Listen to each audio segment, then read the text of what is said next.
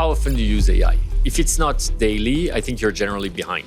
That's Kian Katanforoosh, Stanford AI professor who built one of the world's top AI education platforms with Andrew Ng. Now through his company, he's tested over 1 million people on their AI skills, and today he has a step-by-step plan so you don't fall behind. What are the 3 moves everyone should make in 2026? Learn the foundations of AI, assess yourself to make sure you're ready, build the habits of learning. If you focus on one thing for a day, you probably are already in the top X% of the world. For a week nonstop, you're in the top 10%. Focus on a month, you're in the top 1%. But to be in the top 0.1%, you will have to. Hello, everyone. Welcome back to Silicon Valley Girl and Davos. Kian, let's start with your big idea. 2026 is the year of humans. But also, we're getting a completely different narrative, a new model every week, replacing jobs. How do you think we should focus on humans right now? And what is the shift? I think the shift that is happening is broadly due to the fact that people generally overestimate the impact of technology on the short term and underestimate what the technology can do on the long term. If you look at all the reports from foundation model labs, OpenAI, Anthropic, and others, there's a lot of task level reports. Like AI is good at task A, task B, task C is getting automated. And actually going from a task to some human's job changing with a job usually being made of hundreds of tasks is not that simple. It can take decades. And almost every prediction that I've seen since the launch of ChatGPT of XYZ job is going away has not happened. The famous one is the radiologists will go away and the drivers will go away. And then you see this meme of radiologists driving to work in their car. You mentioned drivers. Do you have an estimate, for example? Because if you go in San Francisco, it's Waymos are almost everywhere. Yeah. I don't really see older taxis. So we see the replacement happening. But how soon do you think it's going to happen for drivers, for example?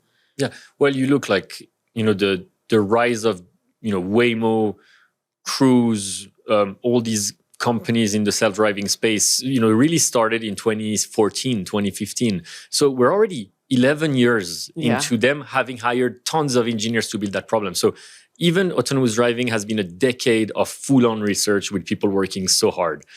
So why wouldn't it be the same for the rest? I think like maybe in the next decade we're going to start seeing less voice actors, less translators. Maybe customer support is going to completely change. I agree fully with that. I just think people thought it will happen within 6 months. Yeah. And it hasn't. Yeah. So we're safe for now, at least for the next 5 years. Generally, I think safe in a career comes down to learning velocity. It turns down to, can you reinvent yourself? Yeah. The WEF has this metric called the half-life of skill that is going down, meaning on average, a skill is not useful that long. It's 2 years in tech or AI. And so you have to refresh yourself. And that's what makes you safe, ultimately. Absolutely. And your data shows 71% of people misjudge their AI skill level. Can you give us some benchmarks? So what is an AI proficient person? What does his day-to-day look like? Does he start with chatting with his AI, or is it not writing emails by yourself or having AI manage your schedule? Yeah, I try to separate adoption of AI and proficiency. So I'll give you an example. Adoption is like you use AI every day and I use it every week. You're a better adopter than I am. But turns out that if we watch you prompt engineer and me, maybe your prompts are just simple prompts. And when you look at what I'm doing a variety of techniques. I'm doing zero-shot prompt. I'm doing few-shot prompts. I'm doing a chain of thought. I'm doing a prompt chain that is super complex that feeds one into another. I'm doing a retrieval augmented generation system that I built. My proficiency is higher than you. Yeah, that's the difference between adoption and proficiency. Okay, what you just said makes me feel like I'm a beginner because my prompts are really, really simple. Okay, if I want to sound like you in 90 days, what should I be doing? So first, if you have 90 days, I would say first we need to establish the foundations. You take a few foundational classes. We can recommend some on deeplearning.ai, on other platforms. There's a lot of content out there, honestly, high quality. Establish the foundation. You will get to a point where what will matter the most in AI, because the market is moving so fast, is that you're plugged in the network. So what I recommend generally is you go to X, you go to Reddit, you go to some of the machine learning popular newsletters, and you register to all of these. Can you recommend, like, who do you follow on X for best advice? Well, actually, if you go on my X and you look at who I follow, you can follow the same people. Yeah. But, some of them are here. Like Andrew Ng is a great person to follow. Yes. Great newsletter called The Batch. Richard Socher, Yoshua Bengio. A lot of great AI scientists that, people trust. Yeah. And actually, it allows you to cut through the noise when there's so much noise coming. Like I tell you, when I was in grad school, we would read a lot of papers that come up in Archive, the website that, where papers are often published. Today, there's just so much that you have to find ways to differentiate signal from noise. Yeah. Every time I scroll through my feed on Instagram, there's this new app, and this company just changed the game in this market. Like, happens every day. Yeah. Okay, we established this. I follow the right people. What is the next step? Are there like top 3 AI apps that I should be using?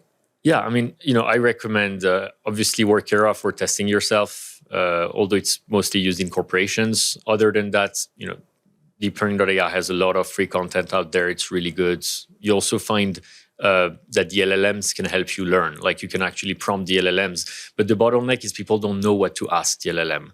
And that's where the assessment is so important. Because at some point, you're going to be pretty good at AI. And you're going to sort of have a wall in front of yourself. Like, what do I do next? Am I actually that good? Do I know? To give you an example, at Stanford, we have, as you said, the class on campus with a lot of students. And we have the class on YouTube, same content published on YouTube with a lot of views. And those students would tell you that the difference between them and the Stanford kids is that it's not the material, it's that they don't know how good they are.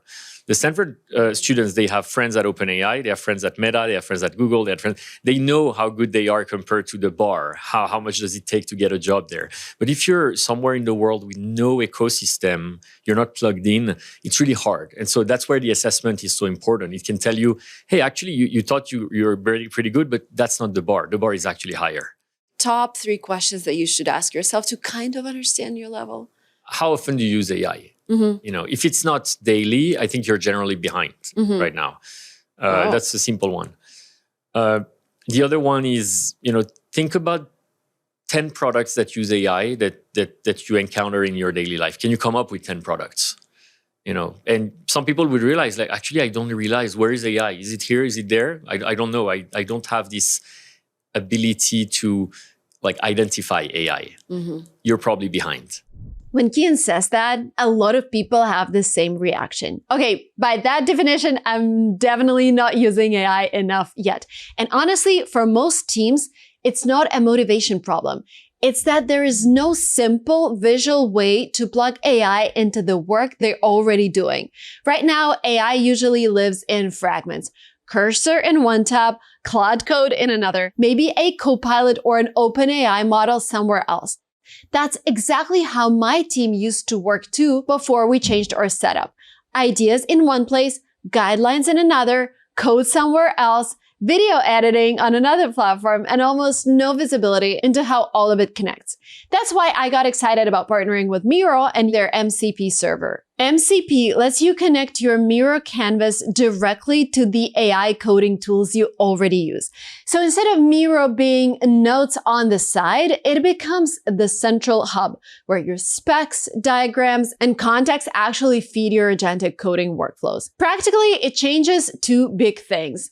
First, you can take shared context, diagrams, docs, notes, system maps, and send that straight into your AI assistants to build better code. Because now Claude or Cursor has actual context from your diagrams and specs, not just a prompt. Second, you can instantly visualize that code as diagrams in Miro in a collaborative environment where the whole team can understand, comment on, and iterate together without digging through a repo. If you've been wanting to use AI more seriously at work, but it's always felt abstract, fragmented, or messy, Miro's MCP makes it concrete and collaborative in a way that finally clicks. If you want to try it yourself, check out the link in the description and the MCP tutorials on Miro's YouTube channel. And now, back to my conversation with Kian. If I want to start using AI for work, what questions should I be asking myself? I think when it comes to work, a lot of the value of language models is in the context. So for example, on ChatGPT, there's this feature that allows you to give custom instructions to the model. So, hi, my name is Kian, I'm XYZ, I like to speak in English or in whatever language, and I like to be concise, or I like to, whatever your style is. That's example of context that you give to the LLM. It's like memory, right? Yeah, memory that you give to the LLM. Although, memory is slightly different than context. I can explain after. But and at work, you sort of want your documents to be accessible to your LLM, if possible. You want your custom instructions to be accessible. You even want the custom instruction of your coworkers, so that when you talk about your coworkers or you're trying to send an email to XYZ, it will figure it out. So the value of the LLM increases with the amount of context it has access to at work. Is that how proficient organizations use AI? Yeah, I'll give you a concrete example. So at Workera, we are a big Anthropic shop internally. We use a lot of Claudes. All our engineers are on this version of Claude called Claude Code Max, which is very powerful to code.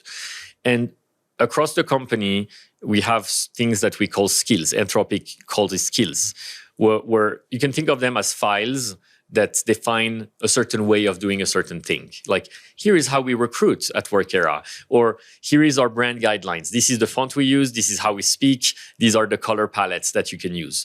Before, if an engineer wanted to build a website, they would have to call the marketing team at the end and say, can you review the font? Can you review the alignment? Can you review XYZ? Today, because it's all coded, you don't need anymore to talk to a human. The engineer just asks the LLM, can you just verify that the copywriting is correct, the color palette is right? And they know that the marketing team has maintained that code. I love that. And so it cuts communication, and it's very powerful. You gain actually so much speed and create so much more time for the marketing team to think about, do we need to change our font? Do we need, rather than like every day talk to an engineer and say, no, change that font, change that font. So do you check the result afterwards? Like, oh. Yeah, the engineer does. Yeah, okay. The engineers do. Wow. So now I'm very curious about your day-to-day as a founder. What has changed in the past 3 years and how you just deal with your coworkers? So you mentioned using Claude, that cuts communication. What else? I would say one thing that has changed is we are getting flatter as an organization, which means we have, for example, our head of AI decided to become an IC, an individual contributor from a manager role. And that didn't used to happen before. And he's doing great as an individual contributor, and he feels more productive, and he feels like he's back close to the machine. And I think that's a trend that we're going to see a lot. The second aspect is, so in tech, you have this ratio of within a perfect team, how many engineers do you have? How many product managers do you have? How many product designers? Historically, you would have, I don't know, Jeff Bezos calls it the 2-pizza team. The team has to be able to eat 2 pizzas. If it's more than 2 pizzas, the team is too big, basically. Oh, he's grown beyond that. And so right now, I think historically we've had, 8 engineers, 1 product manager, 1 product designer. I think now it's getting way more efficient on the engineering side, where you can actually probably put a team together with 2 engineers, 1 product manager, 1 product designer. And the engineers are very empowered to perform, to build everything on their own almost, with some input from, the other parties. And so we are seeing at Workera a lot of smaller teams, a lot of, instead of having 3 big teams, we might have 6, 7 smaller teams that have more ownership of their surface area. We have, transcriptions of meetings, which is really helpful because I can remember, what was the context. We use our own product in our interviewing. So there's an AI interviewer. Oh, wow. I think we just make all these tools accessible to our workforce, and we make sure they adopt it very frequently. Who does your calendar? Is it AI now? Every morning I have a briefing that my assistant built AI systems herself. and she has a little, agent, call it, or workflow that tracks my calendar and tracks what I know or what past conversations I've had. And every morning I get a briefing automatically in Slack that tells me this is where you need to be and this is what you need to know. Nice. Pretty much, which is really helpful, Yeah, everything that you described, if I want the same in my company, do you think I need to hire someone who's more AI native, or my team can just handle it? And No, we're all you like should not. creatives and Yeah, I think you should start yourself. It all starts by yourself. So I think you should try it yourself, and you will actually figure out that you can get a lot done by yourself. And you're already very proficient, so it will be easier probably for you. If you want to get in the technical realm, yeah, you will need someone more technical. You need someone who has coded in the past, who knows, like, you can get a lot more done with those but the basics, like connecting documents, and we should have done that. Yeah, I think months it's more about ago. Now agency. you're like- It's having agency to do that. And that's agency. I'm glad that you mentioned it, because I was thinking a lot being here in Davos, everyone's talking about AI. I was thinking about top 3 skills that everybody should be developing. And I think you mentioned that in one of your talks, that there's some skills that die out really fast and some skills that just stay with you. Yeah. They have more longevity. And I think agency is something that, if we imagine AI as this bar, it's already telling some people what to do. Like they're kind of below AI. Like if you work in customer support, right? You just prompt something and you read it out loud. Most of us are still beyond this line because we're using AI as helper. But this bar is rising. What do you think? And like the way to stay beyond it and make AI work for you, not control you, is to have agency, or maybe something else. What do you think? I mean, I'd say 100% agency is a durable skill. We feel it. Durable as in it will be useful even 10 years from now. It's very important. There's a lot more durable skill. Critical thinking, problem solving, effective communication. I think AI literacy is a durable skill. People will need it for a long time. Coding, I think, is a very important durable skill. Still, yeah, even I for think so. someone like me who's a podcaster. I think so. I don't think you'll have to learn syntax. Like you don't need to know how to code manually. But if you can tell if the coding agent is what is it doing, you have a significant advantage. You can catch the errors faster. You can iterate faster. It is hard to negligate that. And then to come to the top 3 skills, I think like I'd separate in 3 groups. So for technical folks, very technical folks, like foundational model level. Right now, companies are fighting for talent that can do reasoning, that can build reasoning loops and reasoning models. There's very few people in the world that can do it, and they're very, very valuable. The second one that's underrated, forgotten sometimes, is distributed computing. There's not that many people that can build clusters, that can train models on massive clusters. It is very complicated. It requires a combination of math skills, linear algebra, electrical engineering. It's very, very complicated. And those are hardcore engineers, very valuable. And then the third one is reinforcement learning. So in AI, when you look at a model, it usually goes through different phases of training, like pre-training and post-training. People that have, and at some point in the, sometimes pre-training, sometimes post-training, there are certain techniques from the world of reinforcement learning. That's why the idea is like AlphaGo or, chess. Those games that you've seen AI play better, they're based on reinforcement learning methods. When the machine learns by itself and tries different things. It learns through experience, not through examples. Yeah. And that skill is also very valuable. So that's the technical tier. In the applied tier, I would say forward deployed engineering is very popular, meaning if you can also do business and be technical at the same time. That combination is very rare. And then for day-to-day life, I think identifying AI, being able to use it natively is the most popular skill for general awareness. Kian just talked about how most people use AI every day, but their prompts are still super basic. Take my example. For months, I was struggling with AI writing. It just didn't sound like me. It used the wrong words. It used the wrong tone. It invented facts and overall sounded like AI. So I decided to build a system. 3 files that teach AI your real voice, real facts about your background, and even new phrases you'd never say. And this transformed my entire workflow because I can now write better LinkedIn posts, I can now write better emails, and come up with better ideas. All of these files are free for my newsletter subscribers. There is a link in the description. Go ahead, download those files, and they come with an instruction on how to teach your AI to speak like you. The technology is amazing. Start using it in a proper way. The link is in the description.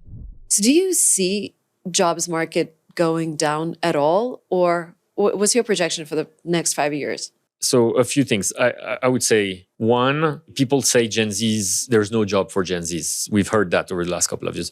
I think last year was definitely the hardest I've seen for university grads. But was it about AI? Because a lot of people... I don't think so. Yeah, I think overhiring during COVID. I think companies have overhired during COVID. And now they're saying AI is automating our stuff because it makes the stock go up. The truth is they're performance managing a lot. They're roster managing. They're exiting people. And maybe there's a little bit of that job is not as important as it used to be. But there's a lot of we want to keep our best people, and they hide it behind the AI lingo. Why would Meta exit people from their metaverse team if it was AI? No, it's because they wanted to make more out of that team, and he probably thinks they can get a lot more done keeping the best people and getting them to work hard. Otherwise you wouldn't have heard about the metaverse team exiting people. You would have heard of something else. So I think it's really performance management that is happening. And I think they don't find enough AI native talent. The reason Gen Z has struggled to find jobs in the last year is that there's just not enough AI native talent in the markets. There's still just pockets that are in hubs. And if you're in the hub as a Gen Z, actually, you can do fairly well today. There's good offers, there's good opportunities. When you're outside of the hub, it's very hard. It's much more difficult. So long story short, what I think is going to happen is over time, companies are going to figure out how to update their workflows. So yes, you will see productivity go up, and you will see a lot of movement internally. I think we're going to see more internal mobility than we've ever seen in our life. Interesting. It will be very common for you to start in the marketing team and go to the sales team, start in the sales team and go to the HRBP team. Whenever you need to move, that's the movement inside the company is going to grow. The company's total headcount, I think, is going to decrease. I think on average, companies are going to be slightly smaller, but it's not going to be a massive cut. It's going to be, every year, maybe they don't backfill people who retire. They just don't hire more, Or if someone leaves, they probably try to do a cultural refresh by bringing AI native talent that is coming out of universities. And at the same time, they invest in their talent to build AI native mindset inside the company. Do you think university loses its value in the next 10 years? Yeah, I think so. I think unless you're a top tier university where you have brand defensibility, people don't join for the content. They join for the network, the brands, the being surrounded by people that work hard, that are ambitious. Those will not lose their values. So when you think about the university, you think about a bundle. Like universities have content, mentorship, research, blah, blah, blah, and that bundle will for sure change. Yeah. I think it's going to be a different offer. Maybe it's not going to be 4-year bachelor's degree, 2 years master's. It's going to change. I think one of the weaknesses of universities today is the mismatch of the job market skills needed. Like you have too many universities that still teach skills that you won't need. I come from France, and I recall when I was a student, we had double the amount of physical educator being trained and the amount of jobs available after they graduate. You don't want a society that has that. You want a society that has a zero skills gap. At all points, the people that are joining the job market have the exact skills that the market needs. It's not an easy problem, but I think universities could be better at it. Yeah, and it's really hard for universities to do that, right? Super hard. You have a program that's established. One model is universities focus on durable skills. And then companies build the capabilities to teach perishable skills. So for example, the problem is reasoning. The people who know reasoning, they're PhD students from the top AI labs in the world. That's where they come from. So it is coming from universities generally. Ideally, you would want all universities to give you AI native talents. Everyone who graduates has amazing AI skills. They're not specialized in a specific area, but they have great durable skills. Join the company, and the company has somehow a stack, an HR and learning stack that can take on board an employee, and instead of them becoming a partner at a consulting firm in 7 years, they become in 6 months. Yeah. And that would be ideal, I think. And that's what you do at Workera, right? Yeah, we help a lot of companies do that. We do part of this problem, but the general idea is durable skills taught at school, perishable skills taught at the company. I love that. This is exactly how universities should be working, right? Not only now, but also like 20 years ago, because skills keep changing. I think in Workera, you have AI agents, right, that work in production, and a lot of companies are failing to build those AI agents. Also, we tried, like in my company, we have a media company, we're not that technical.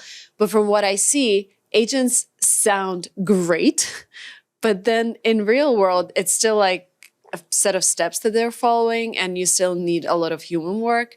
Can you tell me why in your company they're working and they're not working for a lot of other companies? Yeah, for sure. I think it is very, very hard to put an agent in production. People don't realize that. A demo is not a production agent. You have demos are so easy to do now. You see so many of them. If you can tell the difference between a demo and a production system, then you know how hard it is. And that's why MIT's a study said only 5% of agents work in production. So I'll give you some examples. The reason I think, so we've done large deployments. One of the companies that is here, Bill McDermott, the CEO of ServiceNow, is here. ServiceNow uses Workera enterprise-wide. So everybody is being measured, mentored, skills gap identified, and they get sort of an AI driving license, essentially, a certificate for the year. That agent has been deployed very large scale. For this to happen, there's so many things that can go wrong. OpenAI can fail. What do? We have a model routing layer that allows us to route immediately to the next best model. Translation, people have different languages. It's not as easy as just saying, do the assessment in Japanese. It's not at all as easy. If a Japanese person looks at that, they would say it has a lot of cultural gaps. Yeah. It is not culturally intelligent. So it's so much hard work in there. The agent has to be connected to the UI, and somehow the agent misses a button, it just doesn't see it, and then you're stuck. The agent actually scored you very unfairly. Your score should have been 200 and you got 150 and you don't agree with it. Well, we have a feature that allows the person to say, I think the agent was wrong. And then you send a human expert in the loop that will review within 4 business days and respond to the person. We've upgraded your score and we've corrected the agent. And when you do that across thousands and thousands of people, well, of course, the agent gets better over time. And the first deployment is a mess. The second one is a little bit less of a mess. And, at some point, you just build that muscle of looking in between the lines and in the details, because that's what matters. In a lot of cases, we even removed AI. Like, we realized that, we were like, everything has to be stochastic, meaning sort of not non-deterministic. And then, we got some feedback and users said, no, actually, I really like when part of the experience is deterministic, where I don't need to be real time talking to the AI interviewer because it stresses me out. I want to take my pause and I want to be able to look at a multiple choice question and take my time to check A.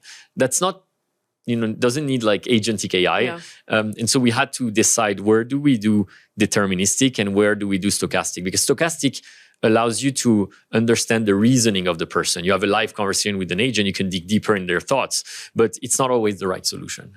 Wow. So from what you're describing, it feels like in order to deploy an AI agent in your company, you need a very technical person who can do the right reasoning and ask and like pave the right path for that agent. I think it's like, so companies now have these agent marketplaces. Like you can go on their internal platform and create an agent with a prompt.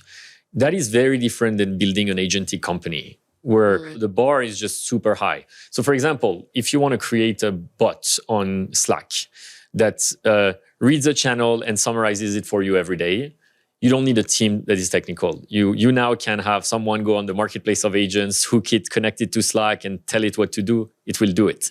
But we're building an AI agent that is supposed to be the best in the world at measuring someone's skills to give them feedback.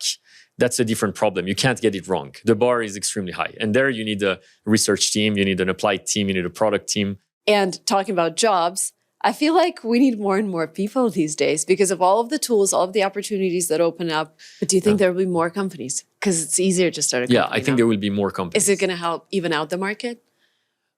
Yes, I think so. I think there will be more entrepreneurship. There will be more small businesses. Last year I saw on X some of these vibe coding tools. I'm not going to say which one. People would know. Did a marketing campaign saying, one of our users rebuilt Calendly and rebuilt DocuSign in 6 hours. Yeah. In 6 hours. Where is that product? Who has used it? Nobody has ever used that product. Nobody has ever seen it. It's probably not even maintained anymore. Because what makes Calendly and DocuSign, by the way, opened a new office in San Francisco and they're growing, So what's interesting is if you don't have the best product, if you're not significantly better than DocuSign, why would I change to your product? The bar is high. Yes, it's easy to build a simple signature tool or calendar scheduling, but Calendly is very actually powerful. It has so many features. And so the only way to replace that is if actually you build a product, the product is not only as good, but actually maybe 50% better for the cost of switching to be worth it for a user. 50% better. And on top of that, you will have to make sure it keeps being 50% better. Yeah, and you do the right marketing as well. So I don't buy this idea of personal software. I don't buy that people are going to build their Calendly and they're going to build blah, blah, blah. I think some company will build a Calendly that is 50% better than Calendly, that is AI native. And everybody will use that agent. And because you don't have the time, we don't have the time to build our personal software and maintain it, So I don't know. I think it's just marketing campaigns. Yes, totally makes sense. In the next 5 years, we just don't know what's going to happen in 10 years when AI is so good and it just gets all the knowledge. Like, I don't know, I'm thinking about the lawyers who are using AI. Like an AI tool has all the legal knowledge. It's just so much better than anything. For sure. I agree it will be an AI agentic tool. I just don't think there will be hundreds of them. I think people will use the best. Yeah. So I don't buy that there will be... But it will be one major company, don't you think? It will be. It will probably be one of the top 3 or 4. I don't know, but you look like Calendly has built an amazing business. There's a feature that is the exact replica of Calendly in Google. Exactly. So how did they build that business? Because there's still a need for innovation in that niche. I don't think we will be using thousands of agents in the future, like you and I. I think we will be using a smaller number that are specialized, and the teams behind it make them continuously better. Not only it will have the ability to teach itself, but there will be a user feedback loop so that they get the UI right, they get the UX right, they get the lingo right.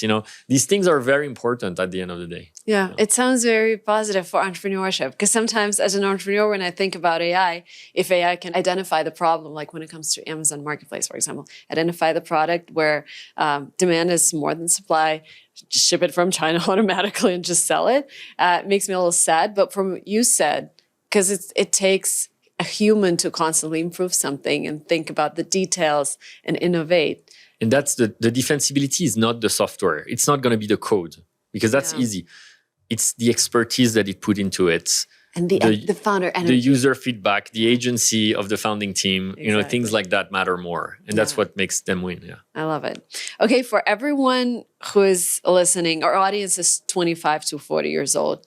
They all want to become better in the age of AI, build something. What are the 3 moves that they should make in 2026? Learn the foundations of AI, assess yourself to make sure you're ready, build the habits of learning. Like every day when you wake up, take 5 minutes, read the X posts of the people that you trust in the space.